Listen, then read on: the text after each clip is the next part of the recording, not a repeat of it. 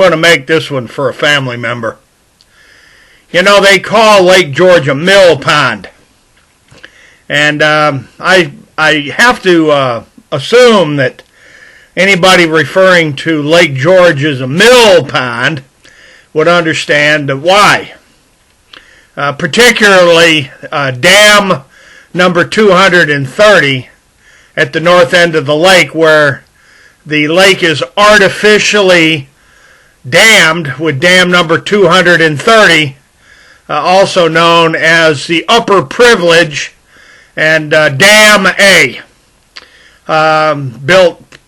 pretty much built by Isaac Kellogg and Alonzo Baldwin, and a Judge Kellogg. But in any event, the mill pond, where the water goes up and down and up and down and up and down during wintertime drawdown, and then in the spring when the snow starts melting and the spring rains come, the ice gets refloated and wipes out all those boathouses and docks. Now, I'm not trying to, point out that somebody in my family is not all that smart or not paying close enough attention to the historical record, but you can't refer to something as wintertime drawdown, where they lower the water on Lake George a couple of 3 feet, and then in the springtime the water comes back up a couple of 4 feet, and the ice wipes out boathouses and islands, a lot of island damage. All through the historical records on Lake George, lots of island and shoreline damages. And the state's lawyers, are constantly engaged in legal actions against these shoreline and island and dock and boathouse damages, along with a whole bunch of private citizens and news media, and lots of news media like the New York Times and the Glens Falls Post-Star. Let's not ever forget the old Post-Star. And the Glens Falls Messenger. I mean, these stories go back to the 1829 period, where the Lake George Lake Basin is massively flooded because with the dam, they raise the lake level so damned high. Georgia. This is for Georgia. She was kind of upset with me. She said that somehow my story was lacking evidence and proof. Well, I don't think it's so much my story lacks evidence and proof. It's just you've never bothered to take the time to actually read the voluminous materials that I've assembled from state and federal government records and from widely reported news media. In other words, the story's accurate. I mean, it's as accurate can be. Even the Lake George Mirror and the Lake George Warrensburg News and the Albany Times-Union and the Troy Record. I mean, the Troy Record, the Burlington newspapers have covered it, and it's just a widely recognized series of stories and collection of state and federal government records that demonstrate that the mill pond, Lake George, because of dam 230, goes up and it goes down and it fills back up and then they flush it again. See, that's the part of the story that they don't want to talk about, is how they actually flush Lake George like a giant toilet. It's a toilet lake, and everybody knows it, and the historical record reveals that this version of the events, this version of the facts, are accurate. I mean, that's all there is to it. You can't have it any other way. You can't call it a mill pond without there being reasons for referring to it as a mill pond. Now, one of the more fascinating parts of this story is the fund for Lake George and the Lake George Association and the Lake George Park Commission and the New York State Department of Environmental Conservation. their involvement in the fact that the water quality of Lake George is diminishing. In other words, all the septic tanks around the shoreline of the lake, like I've been saying for quite a long time, are draining into the lake. Now, if my sister wants to get a hold of the Warren County Board of Supervisors and the supervisors of the town of Queensbury and of Washington County and Essex County and the townships around the lake, everybody in the government is scrambling now to come up with a solution for all those leaky septic tanks. Imagine that. I mean, if there wasn't a reaction to fix the problem, or at least start to fix the problem, I guess the problem would not exist, and I wouldn't have any proof or evidence of the up and down flushing, the flushings of Lake George, New York, to try to flush all that, sewage contaminated water and all the chemicals that are in the sewage, to try to flush that down the Lachute River right there in front of Fort Ticonderoga.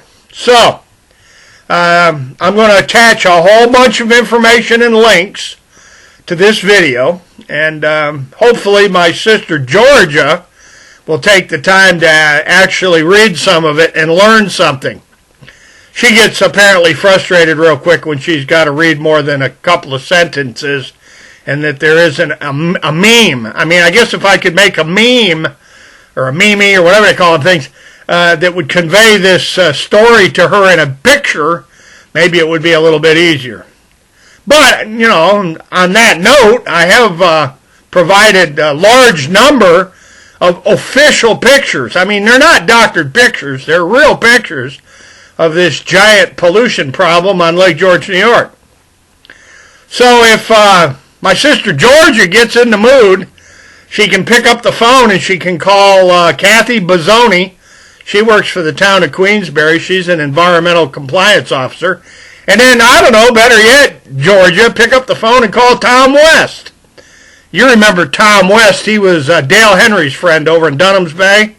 Tom West and the fund for Lake George, and then, I don't know, call John Mason.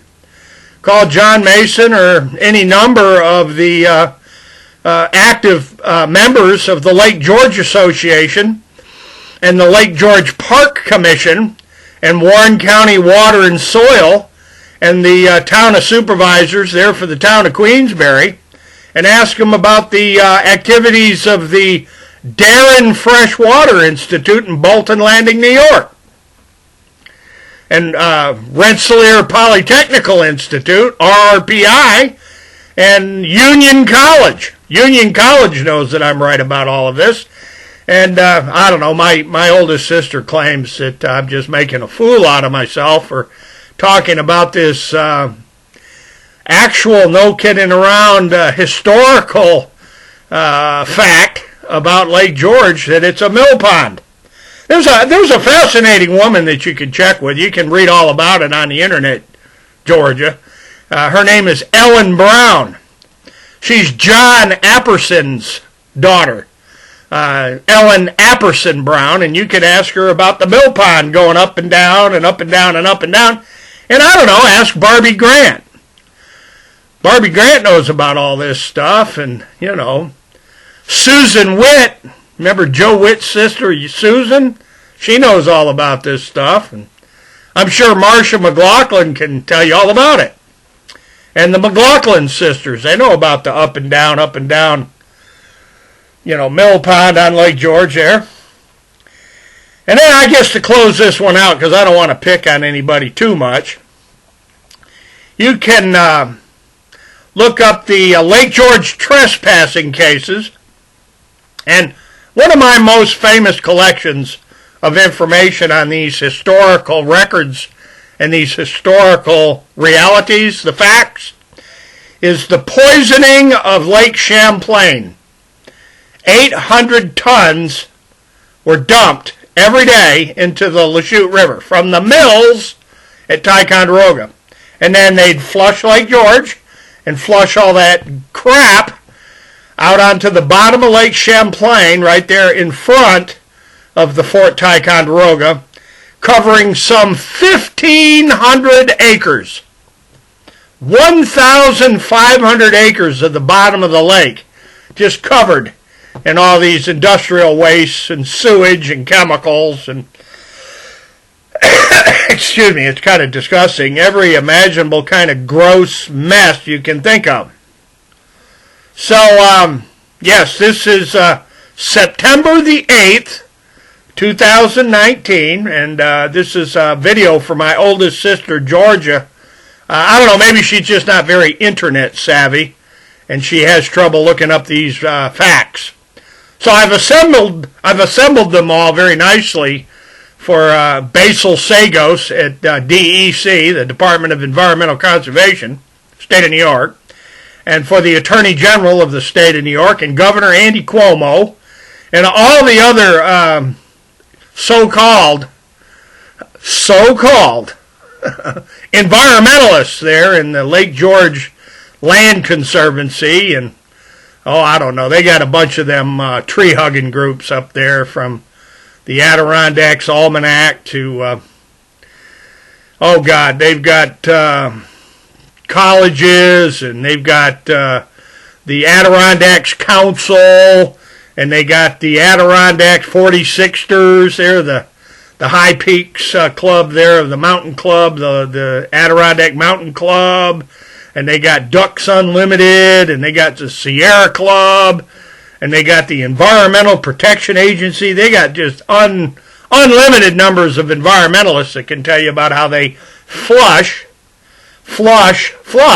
Lake George like a toilet over to Lake Champlain and turn the water over in Champlain into pea soup.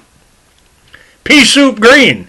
The senior state attorney general environmental compliance officers for the state of Vermont, the governor of the state of Vermont, and the Supreme Court of the United States, they understand very well that this Adirondacks toilet lake flushing of Lake George is a true story. It's historically accurate. And for my old friends at my alma mater there, well, I got two of them actually. One's the Glens Falls High School, and the other one's up there at Lake George, the Lake George Central School System. I'm sure that the Board of Supervisors, the Board of Education for the Lake George Central School District could explain to Georgia about how they flush Lake George into the, I call it the Poop Chute River, the Lachute, that flushes all the filthy, rotten waters out of Lake George all the time. It's amazing why Lake George isn't as far dirtier than it is, and the reason it's not far dirtier than it already is because they flush the toilet all the time, Georgia. And I'll leave it right there. I'm kind of droning on now, and I have a tendency to put people to sleep when I give them too much information. Apparently it overloads their little brains. So look up the poisoning of Lake George on any search engine you want, or look up the poisoning of Lake Champlain and get the straight historical facts. They're available to everybody on planet Earth. I made sure it got broadcast all over the world. And with that being said, the son of the Swamp Fox is signing off, and as always, hasta la vista. God bless, and you betcha, we're coming back.